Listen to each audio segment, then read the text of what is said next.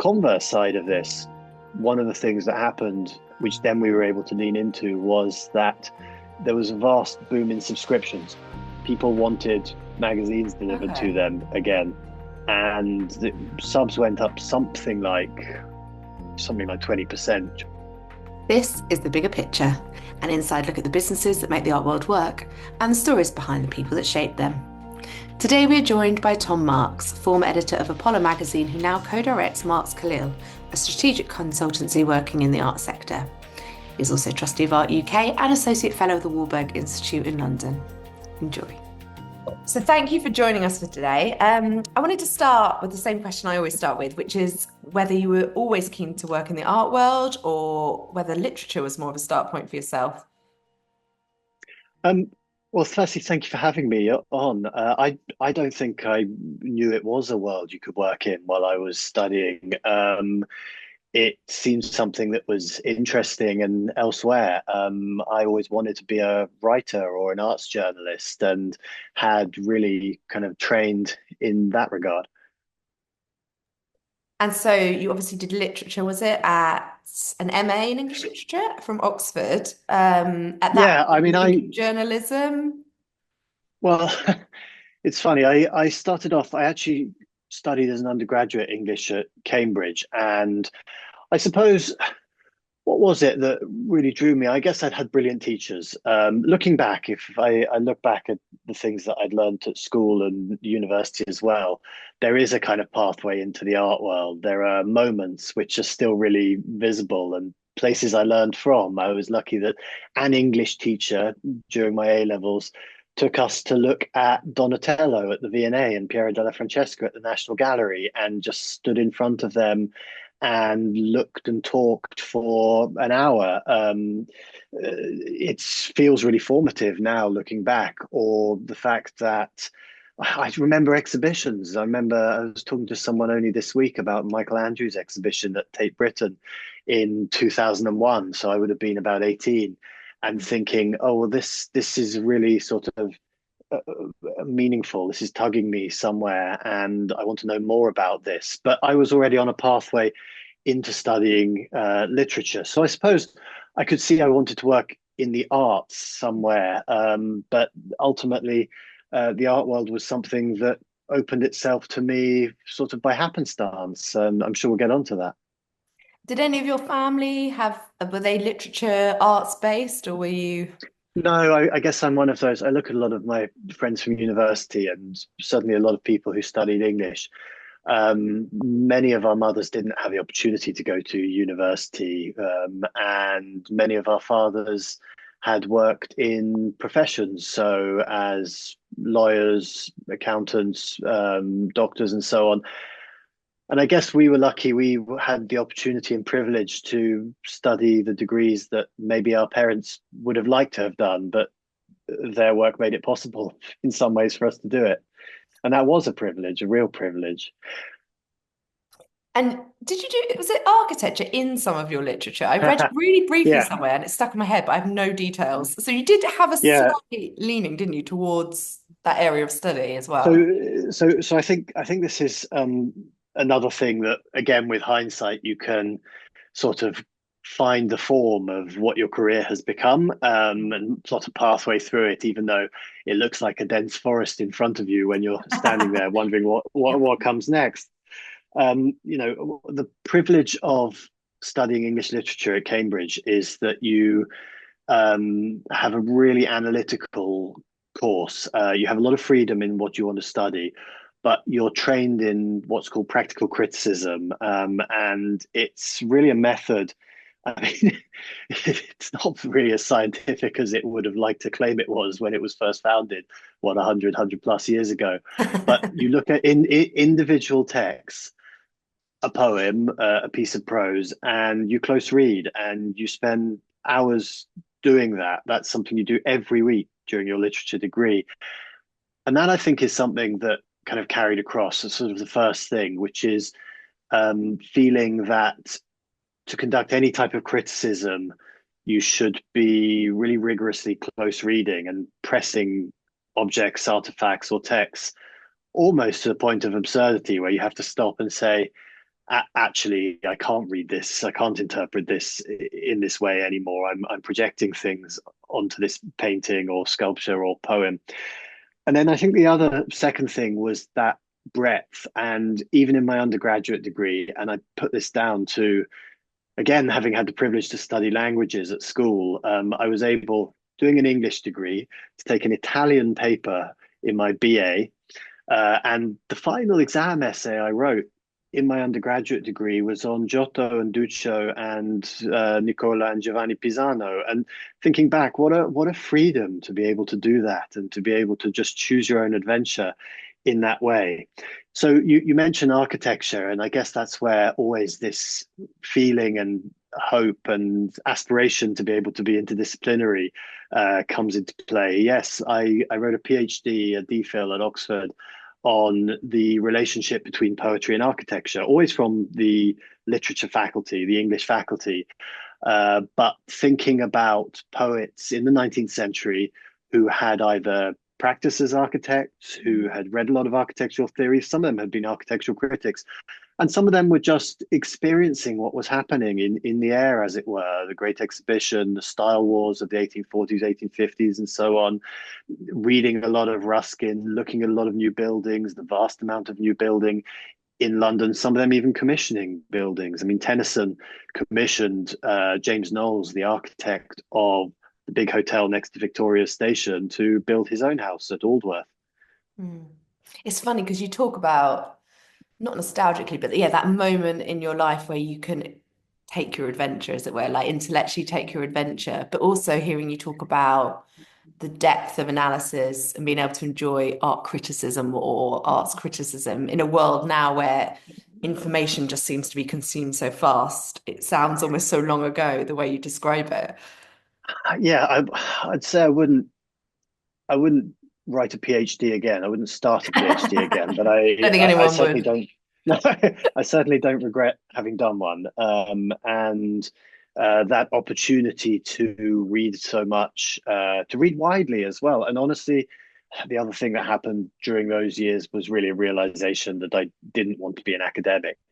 And the opportunity in time, if you've got funding to do a PhD, to then be able to test out whether you're a critic. So I was starting to write journalism for outlets like the New Statesman, the Times Literary Supplement, the Telegraph Books pages in those days, which were far bigger supplement than unfortunately they are now.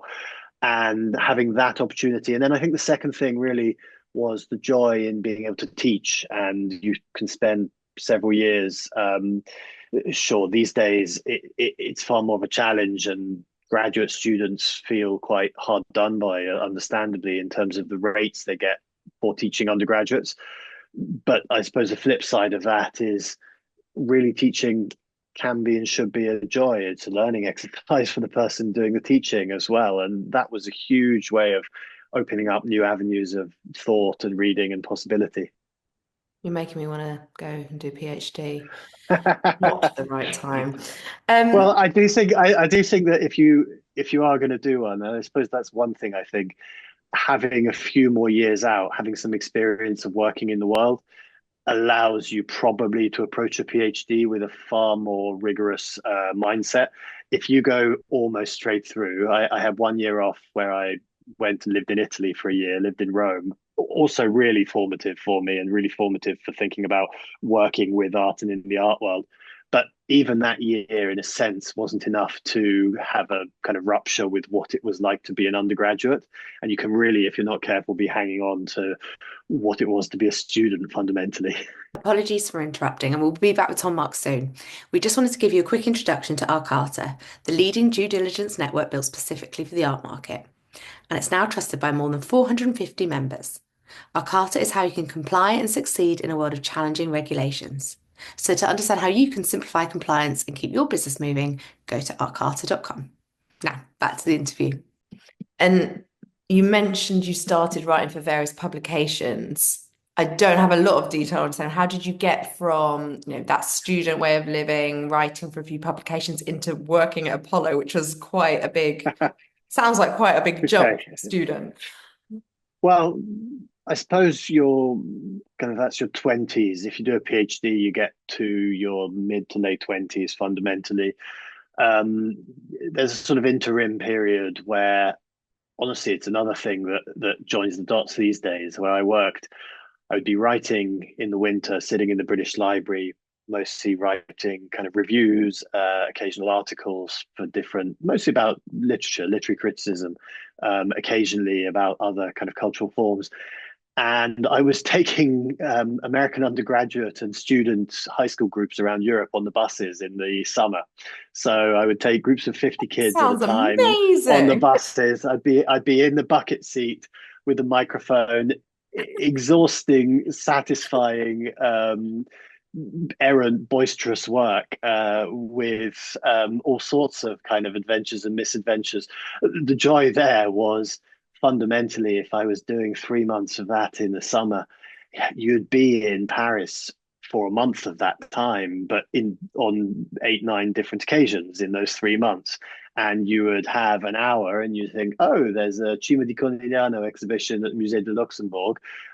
These kids are now going to be in the Louvre for 3 hours. I'm going to run across town. I'm going to see that. Or, even more so, you'd be in Dijon or Besançon or wherever it was, or in Lucerne, and think, okay, I've got an hour. And sometimes some of the kids wanted to come as well, and you go and do a little sort of hour looking at paintings with them. But fundamentally, to build up the knowledge of museums in Europe, that was an amazing opportunity, and still again feels like it's something that's contributed to kind of having a feel for the museum section and sector, not only in big urban centres, but also kind of regions of different countries, and particularly for me, that's France and Italy in terms of my expertise.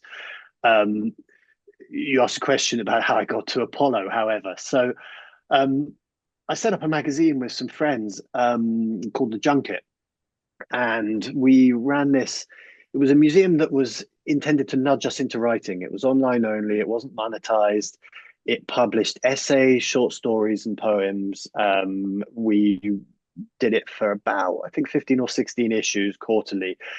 And that was a really important step. It was kind of, albeit as it were, a hobby. It was something that was professionalizing our editing skills in certain ways. We were commissioning editing and we were editing each other, a group of kind of eventually 5 or 6 editors, but we started out with 4 or 5 of us initially. And I did see after a year or so of doing this magazine that Apollo deputy editor job was advertised. And I'd realized I'd sort of come to a sense that I needed to change pathway slightly. It was time to get a full-time job. I got lucky. I applied. I was free. I had the academic background that was the then editor felt was necessary for managing some of the contributors and commissioning and some of the editing, particularly the more scholarly pieces in the magazine. I had a couple of interviews, including with the chairman. He said, "What are you going to do with the junket?" And I said, "Well, it's fine. We'll keep it going. It's not monetized." He said, "It's not monetized. Are you crazy?" And I had the job. The next week, I was Wow. straight into InDesign, doing the page layouts with the designer and signing off the magazine. Um, I spent almost a year as deputy editor, and cut a long story short, the chairman at that point offered me the editorship, and then I was the editor of Apollo for 8 years. So what year was it you joined? Gosh, I'm not digging into ages 20, here. I'm just well, 2012, 2012. 2012. I'm just trying to pitch my head around where art publishing was because it's changed so much. Now we're all Mm-hmm. getting older. You look back and I think about the early days of the art newspaper, as you say, sitting and doing our InDesign layout, like the pace of information, the outputs required, the way people were, it transformed massively since 2012. So Yeah. Apollo I had very little in the way of digital content when I started. It had a pretty kind of corrupt old website, Mhm. not morally corrupt, but in terms of its sort of technical specifications. which really was a repurposing of all the print content, but without any of the Yeah. images. It was almost like an RSS feed. And that was one of the early projects in my time there, was to launch what initially was a blog and then became relaunched and again redesigned a new Apollo website that would be able to at least keep up with um, some of the things that were happening in the global art world. I think the difficult thing on that channel for Apollo was always that for a magazine that publishes on the whole longer form pieces, reviews, criticism, and opinion. Opinion was always really important to beef up in my time at Apollo. But you can't be as reactive as a news outlet. So you don't have reporters on the ground. You've got to think more tactically about who are the people who can give authoritative opinion on big breaking stories, and which ones are you going to really focus on and try and turn something around quickly. And yeah, that was a challenge, a small editorial team running I guess prestige print publication monthly, various supplements, various events, but then also throwing into that the digital publication and all that entails, and then having to keep up with changes in the digital world and all of the dissemination channels, socials, and so on that come with it. Yeah, And then it's also that's hard, like and the, we I'll say that's like the no go publishing ahead. side of things. And then the art world itself, if I try and think back to 2012, so you had the crash 2008. I think from there to now, the actual sort of art market and art world, the way that it's transformed, grown, professionalized, has been a huge shift. How did that play out during your time at Apollo? I think well, it'd be interesting to hear kind of what you think were the major things that changed as well, if only because for me it was a world that I was discovering as I was also covering it. So discovering and covering at the same time. Um, I think one of the things that I realized quite early on at my time at Apollo was that we had a bridging function between the market world, the commercial art world, and the institutional art world, Yeah. and of course, kind of collecting both institutional and private, sort of somewhere bridging that too. And being able to look both ways was always a kind of key function, and is something that really informs the work that I do now as a strategic consultant. In terms of major changes, well, I mean, I'm trying to think of the biggest ruptures. I think that for me, the biggest undoubtedly was the pandemic I was going to say you and did kind of have what a that meant. global pandemic in the middle of Yeah, this as well. yeah. What that meant to be at that point running a business, because ultimately I also became the publisher of Apollo alongside being the editor, which is I mean, it's not uncommon or unheard of, but it is a rather curious disposition where you're kind of having to be two people at the same time Mhm. and argue internally with yourself. You are both the kind of major cost center of the magazine as editorial, but also you're responsible for the revenues and cost control as the publisher. That sounds a So really that's lovely kind of position to be in. Yeah. you're Jekyll and Hyde inside your head, and when it's going well, it's great. But when you're kind of stretching on the publisher side, you're also thinking about whether you've got enough resources on the other side to deliver projects. Yeah. And we know the type of projects, whether it's kind of native content or partnerships or supplements or all manner of things, podcasts as well, that you might be providing in partnership with people. So loading that on.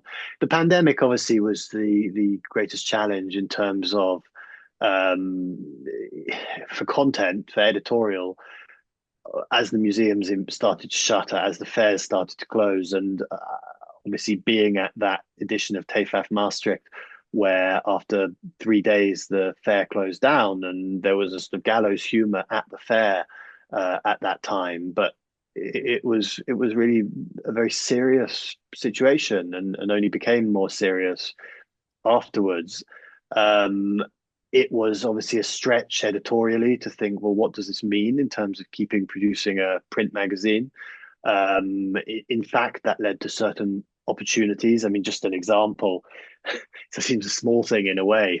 A month before the pandemic really struck, certainly in the UK, I had launched in Apollo a museum restaurant column. I really believe that you can tell a lot about how museums think about their visitors by what their food offer is and how they cater to their visitors. Similarly, you can tell a lot about how museums think about their visitors, both quality and condition and accessibility of their toilets. But that's a whole different story. It's Um, less impressive as a column title, yeah. Although yeah, I'd yeah, read it. we weren't gonna do that as a review. Um, but of course, we reviewed one restaurant, the ultimate, which is I suppose the original museum restaurant. The first museum to have a restaurant was V&A in the 1860s at South Kensington Museum. But then the museum's closed, so we couldn't do it. For me, that became an amazing opportunity, and has led to a whole different strand of work and interest. Because we started publishing articles every month through the pandemic on different aspects of the relationship between art and food. Yeah. And so it was reframing things. It was thinking also about subjects, not always subjects that were pandemic related, but some of them were, and thinking about what type of respite or interest or um, types of even entertainment and enjoyment that we could give to people through print while everyone was squirreled away in their houses. Um, Clearly, on the publishing side, it was an enormous challenge. The knock-on effect of galleries having a great deal of uncertainty and the fairs shuttering for that period, besides their digital manifestations, was that the advertising dropped out of the magazine very quickly, because clearly that's one of the first costs that a gallery would want to shift and cut in a period of great uncertainty. On the converse side of this, one of the things that happened, which then we were able to lean into, was that there was a vast boom in subscriptions. People wanted magazines delivered to Okay. them again, and the subs went up something like 20% during the Wow. first two lockdowns. It just started going wild. I suppose a lot of people had been picking up magazines for free at art fairs, or they'd been reading occasional things online, and they wanted to break from the screen and to have something that was delivered to them.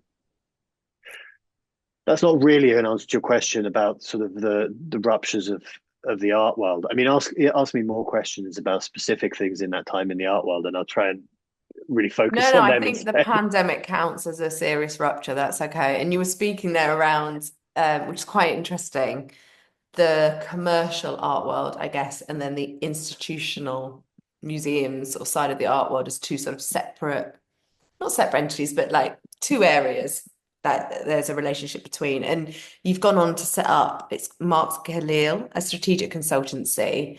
Um, is that for both sides, for the commercial and for the art world? How does that sort of play out in your new role? Yeah, well, absolutely. So Marks Calil is a business that I set up with May Calil in, gosh, I've got to get the year right now, 2022. May and I had known each other for many years, and she had worked in development in museums, but that swiftly became, really in the last 10 years, something more focused on business development as people thought about revenue diversification and so on. And then May, she'd had her own really a business development consultancy for not-for-profits and museums, but had then become the founding director of Cromwell Place. So working very closely both with commercial galleries and not-for-profits and partnerships to use that space in South Kensington when it opened. Now, May had left Cromwell Place after really getting it through launch, amazing achievement, and I had decided after 9 years in Apollo and 100 issues in 2021 that I was done. That level of my life, I sort of completed it. Honestly, I had a young son and I had another child sort of on the horizon. And magazines, publishing, it's something you carry around 6.5 days a week, especially if you're the person with sign off.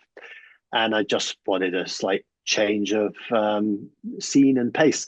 So May approached me a year later and said, "Well, look, we've always said we could do something together. We have different skills, different perspectives on both commercial and institutional art worlds, um, different networks as well within institutions and different territories. So mine more across North American museums, May with very strong contemporary art connections, connections in the Middle East." And we set up this strategic consultancy, and quickly it became apparent that we could work across institutions as a sort of first pillar of work, commercial galleries and art businesses as a second, and then as a third pillar, organizations that wanted insight or opportunities to engage with those type of From organizations in the outside the first two art pillars. world. So, yeah, or adjacent to the art world, exactly. Um, so it's developed in that time. We've worked with some big American museums. We work with the National Gallery of Art in Washington, with Toledo Museum of Art in Ohio. When we're working with museums, it has often a sort of top line strategic focus, usually working with the director or director's office in a museum. Our mantra as a business is basically we want to work with good people on interesting projects where we're confident we can make a difference. With the commercial galleries, that's often the strategy, I suppose, then transposes into business development work. So a lot of galleries we work with, predominantly in London or with connections to London. They do fairs in London, or they have artists based in London, or clients in London as well. A lot of galleries we might be working with might be, 8 to 10 years old, and they might be looking back at what they've done and trying to make sense of it. It's like we talked about how you work out what your career path is, but they might have a big portfolio of fairs, others that they aspire to do. If they're a contemporary gallery, a roster of artists that has maybe grown slightly organically. They might have a secondary market business. They're not sure about their staffing model and what they need to build up. They're uncertain about sort of their marketing channels, even in some sense. I'm not saying this applies to every single gallery that's about this age, but often it's a case of thinking about what is the story we tell about ourselves. Who are we at this point, and who do we want to be as a business in 5 years' time? And we do a lot of work with galleries in enabling them to feel more confident to do that and to prioritize the decisions. You want to ask me, I think, about what are the priorities for a lot of commercial galleries at the moment. But a lot of the galleries we work with, the priority is working out what the priorities are That's for so the interesting. next So it's three almost to like when five they're at a years. point, there's not really a set age of the gallery you work with, but when they're at a point where they're going to the next level, it's not necessarily scaling up, but having to Yeah, focus their resources for that growth. absolutely, absolutely. I mean, there are a lot of obviously there's a financial pinch in the market, and some people are feeling it more palpably than others, and some are more anxious about it than others. When we But say the I think pinch, there sorry are, to interrupt, but do you mean in terms of like growing overheads or in terms of that demand for artworks, etc., well, or I think that amalgamation? I think the sort of first thing I'd say there is just the kind of belief of a lack of confidence in the market in terms of sales, and I don't think that's consistent across the market. But I do think that it is something that is both true on the one hand, but also on the other hand is something that I think that the market can be quite hasty to convince itself of certain things, of certain assumptions, and that becomes a self-fulfilling prophecy Yeah. if you're not careful. But equally, overheads growing, of course, shipping costs growing, insurance costs growing, all of the cost lines going up, and the fear on how you're going to sustain yourself at that point. So that's true, but I think there are a lot of people as well who are thinking, okay, let's assess the business. One thing that May always says, and I always think it sounds brilliant when she says it, is you need to work in your business as well as for your business, and taking the time to assess what you're doing, to look at the structures you're using, look at the processes, the systems, look at what your outputs are, look at what your objectives are. I mean, a lot of people are not able to clearly express what their objectives are, whether those are financial objectives, personal objectives, artist objectives, objectives for their premises, and so on. And being able to work out what are the key things are there, and then find ways and tactics to work towards them, is something that we do a lot of work on with those commercial galleries. I guess it can feel quite vulnerable. Obviously, I don't run a gallery, but there's one thing where you're starting out and you're just making money and getting business where you can, and you're just muddling through. And then there's a point where you almost have to take a bit of a leap of faith, or a, right, this is my thing. That's quite a step forward, isn't it? And maybe having someone holding your hand a little bit during that process is quite reassuring.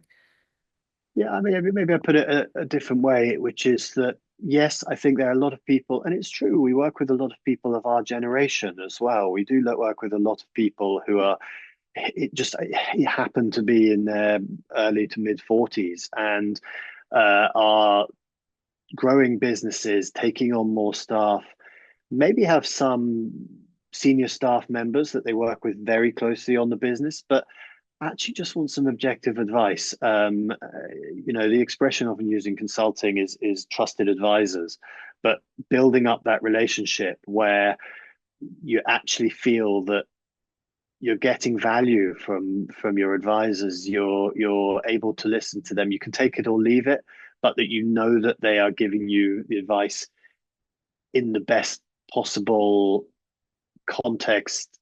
Well, that's not the right word. That they're giving you it in the best possible faith that they can, and that's their professional advice, and it's based on their own experience. One of the things that happens in consulting is that you obviously have the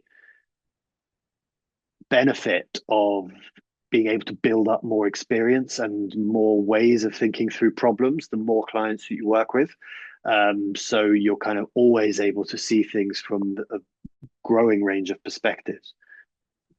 And also, as you say, that trusted advisor thing, it's a relationship you've built with them. They're growing their knowledge on you every time you meet as well. So when they're giving advice, it's not Absolutely. from scratch every time. So you've got that relationship. Absolutely. I mean, I go more into the institutional world and talk about really our longest standing client. We started working with Adam Levine, the director of Toledo Museum of Art, really very early on in our business, and have been working with that amazing museum for nearly 2.5 years now. And with Adam, we've worked on positioning the museum internationally, the types of opportunities it can take, possible partnerships, partnerships with private collectors, sometimes with the market, with institutions, but also just making sure that Adam is able to be in the right conversations. Mhm. He's an incredibly innovative, entrepreneurial museum director, doing really exciting things, including in the relations to the market. And in many ways, it's such a joyful client to work with. The way in which you're learning from your client and from some of the risks they're taking with their institution, mitigated risks, but innovative ways of proceeding nonetheless. And you're being able to feedback and advise on that. That's really fulfilling to work with someone like that. I mean, an example of what they do, just on the market side, it's in the public domain, is they're the only museum I know of that has guaranteed lots at auction. So the museum guarantees lots at auction occasionally. Obviously, those are things that it wants to accession to acquire for its collection.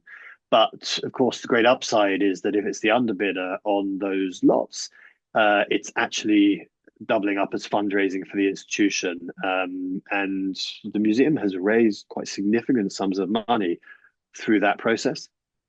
I did read that, and it's quite an interesting case as well that, we've talked about institutions on one side, commercial galleries on the other, but there are obviously shared challenges and opportunities between those areas, which is part of your work, making sure that's maximized. but seeing institutions becoming more confident and yeah, just more confident and feel like they're able to interact with the market on a more proactive way. It's a long-standing sort of discussion point for me is kind of the relationship between museums and the market and how it can be more mutually beneficial. Um, these Look, I'll go back to the Toledo example since we're on it at the moment. Adam speaks very openly that about especially smaller galleries as being part of the same ecosystem as the museum that he's a director of. There's a threshold for acquisitions that they won't ask for a museum discount from the gallery because they know that essentially it's cutting off their nose to spite their face if they're kind of cutting the profit margins from the galleries at that scale. They want those galleries to not only survive but thrive. That's where new art is going to emerge on the whole that will eventually enter museum collections. Um, More generally, it's been something that I've suppose I've thought about quite a lot, especially over the last sort of 7 or 8 years. The late Philip Hewitt Jabor, who was chairman of Masterpiece, and we worked quite closely together to try to bring curators from UK institutions to that fair when it still existed in London, to try and bring them to meet dealers, to exchange ideas, to think about the things that are shared problems, to think about kind of the types of knowledge that curators have that dealers might need, that dealers have that curators might benefit from. I never studied history of art, but I have had the enormous privilege at so many fairs, particularly in the decorative arts and fine arts worlds, of being able to handle so many objects, of being able to go onto stands, know that actually the weight, temperature, texture, um, all of the sort of facets of an object are things that help you to determine not only its authenticity but its quality, and that it's part of the experience of objects. The key example, I suppose, one of the early things was to pick up a piece of Roman glass and to feel it's light as a bubble. You can't do that if you're just looking at things behind in vitrines. Yeah, I remember when a million years ago when I was at university, Bryony Fur was my tutor, and she used to make us go from UCL down to the auction houses whenever there were some pieces coming up that she thought we could see. Because she's like, you don't know if it's going to go into private collection, you're not going to get a chance to see it again. So yeah, that relationship's always been there. I think there was some sort of narrative for a while around them being distinct, needing to be distinct. But that broader understanding of, as you say, the cultural ecosystem sounds a bit jargony, but I think it's increasingly getting traction, particularly around moments like Frieze Week in London, where people are thinking even programming in a more like joined up way and having a bigger Yeah. impact. I mean, obviously there are ethical considerations, and particularly for museums to think about what due diligence they're doing, and what are the reputational implications of entering into certain types of partnerships. These are clear things, and they are both matters for executive members and staff members of museums and for governance. But I think we have to be clear. I think that there are amazing opportunities for collaboration between galleries and other parts of the commercial art sector and museums. I think it's realistic to think about obviously loans, obviously potential funding partnerships, which happens quite frequently, particularly with the work of contemporary artists being shown at museums. It may be that a gallery is funding one part of the exhibition. It may be the shipping, or it may be the publication that goes alongside, because otherwise there'll be no catalogue at all. If that's for public benefit, then and the museum is square and has done its due processes on kind of ensuring that it isn't showing either favoritism or indulging a business that it ought not to for various reasons, uh, or really kind of opening up too many commercial opportunities. I mean, I think that's the hardest thing to gauge. Is fundamentally, of course, if work is fresh new work is ultimately destined for to be sold, and that's challenging. I'm not sure if I've answered your question. I mean, I would still say that there's more work to be done here. And one of the interesting things that we find as a consultancy is that many galleries, the key thing that they feel they need as an outcome, if we work with them, is the opportunity to bolster their networks in the institutional world. And sometimes we might need to test those assumptions. Why is that? But of course, if you look holistically at the art world, you can see that both for artists who are obviously looking at where their career is developing and what their relationship with their gallery is and how the gallery will help them develop further to be able to show in museums is obviously a prestige. Clearly, that has a commercial collateral for the gallery to be acquired by museums. Um, but also, there are other types of implication for galleries in this type of relationship. I suppose if you want to be shown, if you want to have a stand at Frieze or Basel or certain other of the top level fairs, you need to be able to show on the whole as a gallery that you have artists who are being shown in institutions, that you have that type of institutional network. Indeed, that you might be able to leverage it so that some of those curators will come to the fair as well. It's about credibility. It's about at least our perception of credibility. And while that lasts, that's still going to be really important for the commercial galleries. I also can't see that changing any time soon, but that's personal opinion. And we talk about cultural ecology. You have two other roles, which I think more focus on education. And we've already spoken about how your education played quite a pivotal role in your sort of formative stages, but you're trustee at Art UK and an associate fellow at Warburg Institute. How did that come about, and how does that sort of play into your role, your day-to-day role? Um, I'm just sort of collecting things, a collector of roles. But no, look, it always felt really important for me to uh, be involved when it became possible in governance. So taking the Art UK role first, I've been a trustee of Art UK for more than 6 years now. Art UK, if you don't know it, amazing cultural education charity. It is really doing incredible things with schools and for museums through this huge database it has of every painting and every sculpture in public collections in the UK, nearly 3,500 collections. So it's an amazing hub and network, but particularly active in the education space with most recently a project to bring visual literacy teaching into every primary school in the country. And this is kind of really vital, that kind of opportunity. It goes back to where we started, doesn't it? I had the privilege to be taught different ways of reading, to spend years being taught that by amazing teachers and through kind of amazing degrees at really prestigious institutions. That's my privilege. But everybody should have that opportunity. Everybody should be able to learn how to read images, and not just for the sake of being able to tell you whether something is a Titian or a Correggio. That's not really important in the scheme of things. It's so key that young people and all of us are able to interpret what stories pictures are telling us, or what stories are being included, what's being cropped, what information we're being fed, and what's being omitted. And that is visual literacy. And I think the really smart thing about the Superpower of Looking project at Art UK is that it uses artworks in order to teach those skills.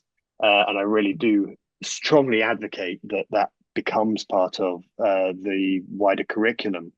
Anyway, it's as I said, vital. Governance is something that I think all of us, if we have a chance, should be able to give some time back and be involved. You learn so much on a board from other trustees. My business partner, Marks Calil, has enormous governance experience. She's currently the chair of Chisenhale Gallery in East London, one of the leading contemporary spaces in the city. And these things in terms of the types of situations we face, not the details of those, they feed back into how we think about the work that we do as consultants. They feed back into how we think about types of scenario or situation, into types of decision making and types of prioritization. So they're beneficial for us, but obviously they're also opportunities to support the not-for-profit sector in this country. You asked about the Warburg as well. The Warburg is a joy. I think actually right now my 3-year fellowship is up, but that was the luck of seeing the director of the Warburg Institute, Bill Sherman. I think the day or a couple of days after I decided to leave Apollo, and he said, "Oh, you should come and apply for a fellowship." And you should never really choose, of course, the first thing that gets offered to you when you leave a job. You probably need to reflect on it. But ultimately, a few weeks later, it seemed like the most exciting thing.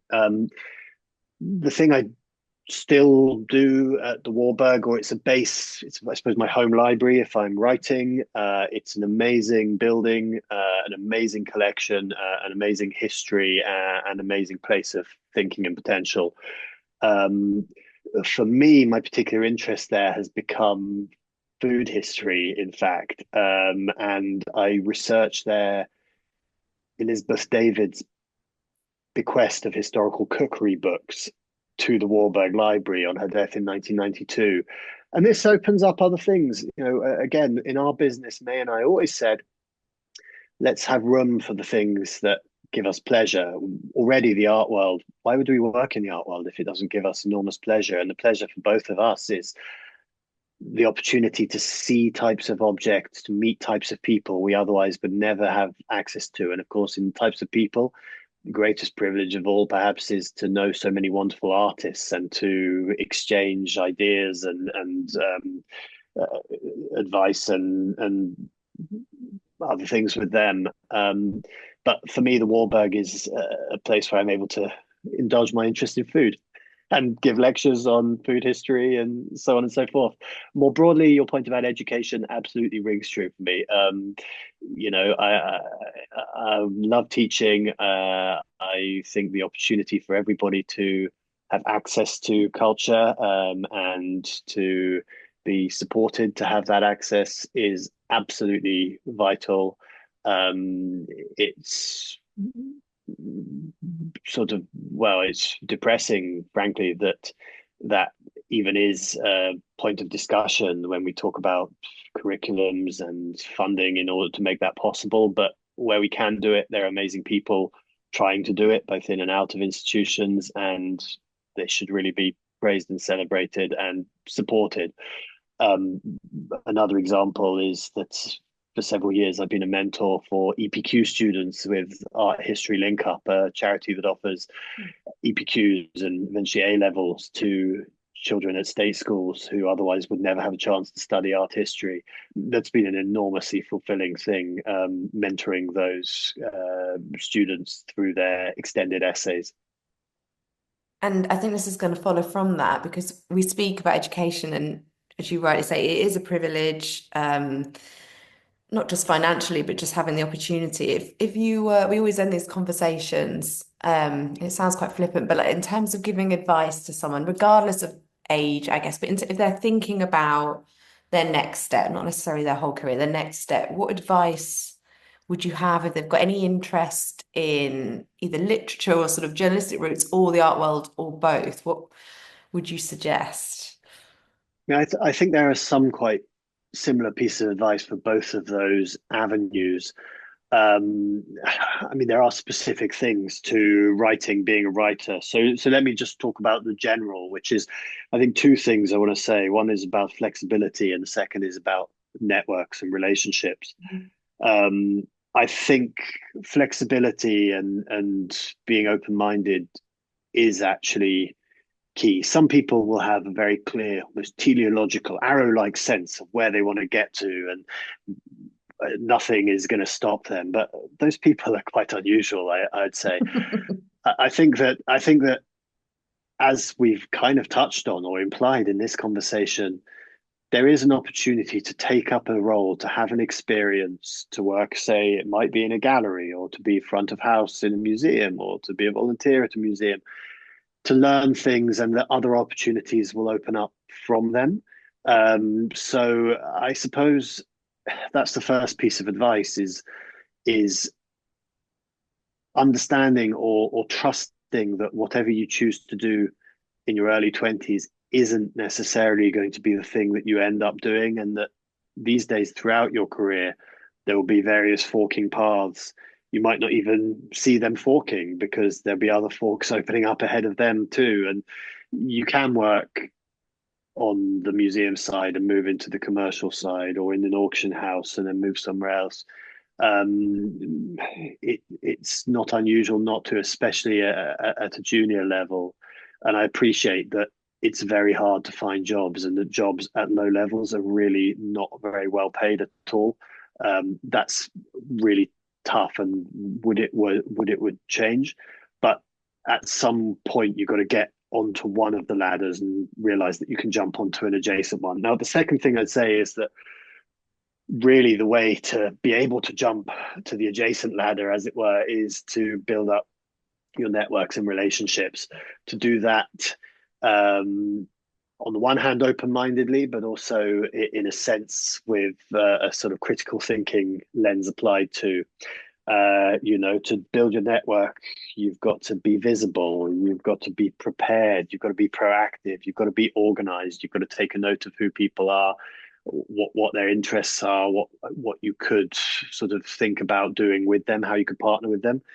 And the second part of building relationships and building up a network is to make sure you're actually building meaningful relationships, not just sort of taking someone's card, then writing them the next day and saying, "Oh, can I have a job with you?" and so on. There's nothing wrong with being a little bit pushy, but you've got to think about when is the time. How can you be empathetic? How can you listen to what people need and whether you can help them to fulfill that particular need? You've got to be patient. Not everyone's going to respond to that email that you send to them, but some people will. Some people will say, "Yeah, let's have a coffee," and then they might pass on advice or put you in touch with somebody else. And then think about how you can be collaborative or be a partner. So that's not about sort of that's about what can you offer, what is it that you can offer, and can you maybe stretch yourself a bit to do something you don't feel necessarily comfortable doing. I don't mean in terms of something you don't feel personally comfortable doing, but in terms of the type of work that you might do. Someone might say, "Look, can you do this writing for me?" And you think, "I don't know, I feel quite nervous about that," but just try and do it and see where you get to. Seize the opportunity. So that's it. Flexibility and thinking about how you're building your network and when you activate it. Thank you so much. I feel like this is all really inspiring advice. I'm going to blame you directly if I end up doing a PhD, so that will be your fault. But thank you. I know you're very busy. You've got multiple roles, but I really appreciate your time today. It's been really, really lovely to have you and to learn more about your career. No, it's been a pleasure and a privilege to me. Thank you for inviting me. I'm going to call you Dr. Pryor. Thank you, Dr. Pryor. If we could just do that without me having to do the PhD bit, that'd be great. There you go. I'll get that changed on the bio. Thank you so much. Thank you for listening. You can follow and subscribe to The Bigger Picture wherever you get your podcasts. And to learn more about this episode or to reach out to us directly, please visit us at arcarta.com.